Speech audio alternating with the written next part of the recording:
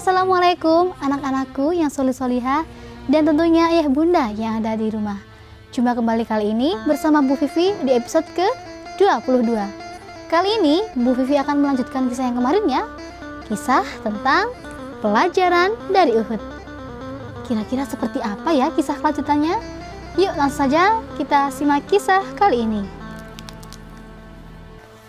Rasulullah SAW ada bersama para sahabat yang melindunginya. Beliau sudah berdarah dan terluka hingga giginya tanggal. Luar biasa pemandangan di sekitar Rasulullah SAW. Mus'ab bin Umair dan 7 orang Ansor gugur ketika mereka menjadi tameng hidup untuk melindungi Rasulullah SAW. Sa'ad bin Abi Waqqas dan Thalhah bin Ubaidillah berjuang mati-matian melindungi Rasulullah SAW. Bahkan, tubuh Thalhah terkena belasan anak panah saat menggendong Rasulullah untuk berlindung di balik bukit pasir. Rasulullah SAW pun bergumam, sudah seharusnya Thalhah masuk surga.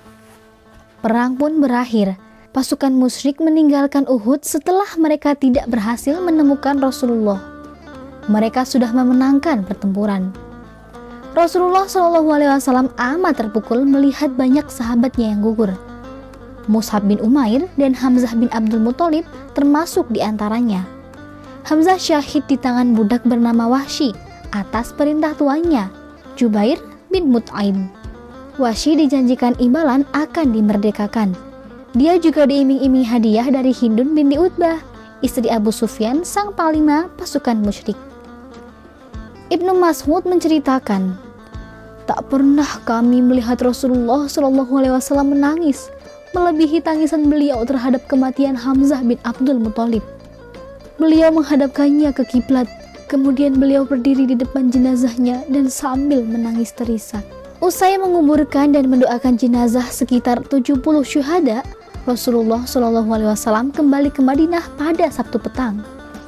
Esoknya, Ahad pagi usai sholat subuh, Rasulullah SAW bersiap kembali mengejar pasukan musyrik. Mereka sedang ada dalam perjalanan pulang ke Mekah. Beliau juga memerintahkan Bilal untuk menyampaikan perintah kepada para pasukan.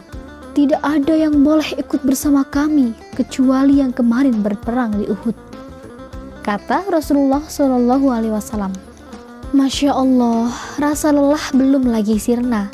Luka yang dialami Rasulullah dan para sahabat tentu masih sangat terasa. Akan tetapi semua bersiap dan taat pada perintah Rasulullah SAW. Mereka berangkat kembali untuk mengejar dan berperang dengan pasukan musyrik. Mereka mendirikan tenda di daerah Hamra'ul Asad. Kemudian mereka menyalakan api unggun besar sehingga musuh akan banyak mengira jumlah mereka banyak. Seseorang bernama Ma'bad al-Khuzai melewati daerah tempat pasukan muslim bermalam. Dia segera melaporkannya kepada Abu Sufyan, panglima pasukan musyrik. Allah Subhanahu wa Ta'ala menyusupkan rasa takut pada Abu Sufyan. Dia dan pasukannya segera pergi agar tidak dapat dikejar oleh pasukan muslim. Lalu Rasulullah SAW dan seluruh pasukan akhirnya kembali ke Madinah. Begitulah cara Allah Subhanahu wa Ta'ala menjaga harga diri kaum muslim. Pasukan musyrik begitu gentar. Pasukan muslim tetap terhormat karena tidak menyerah. Demikian anak-anakku kisah kali ini tentang perjuangan pasukan muslim melawan pasukan musyrik dalam perang Uhud. Semoga kita bisa mengambil pelajaran dari kisah ini ya. Sampai jumpa pada episode berikutnya. Wassalamualaikum warahmatullahi wabarakatuh.